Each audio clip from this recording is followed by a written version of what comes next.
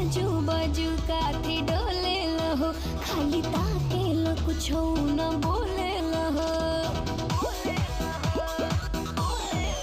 ए राजा आजू बाजू काथी डोले लहो, खाली ताके लो कुछ न बोले लहो। रूप कले जोर ला तू हाथे से पिटोर, हमर दुधिया गोराई छलके। नहैलू कौना साबुन से मलके, जवानी तोहर झला झला झलके।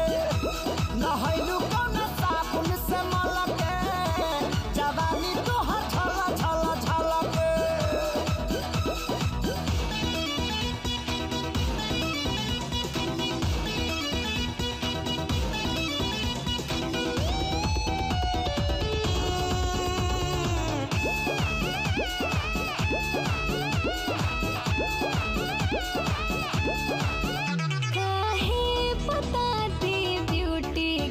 फॉर्मूला हो जेकरे चलते भइल गाल गुलगुला हो।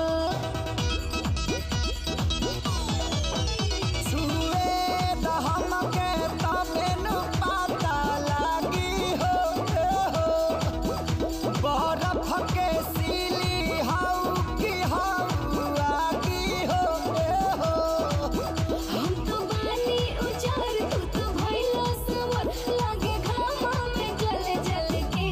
नहैलू कौना साबुन से मलके, जवानी तोहर झला झला झलके।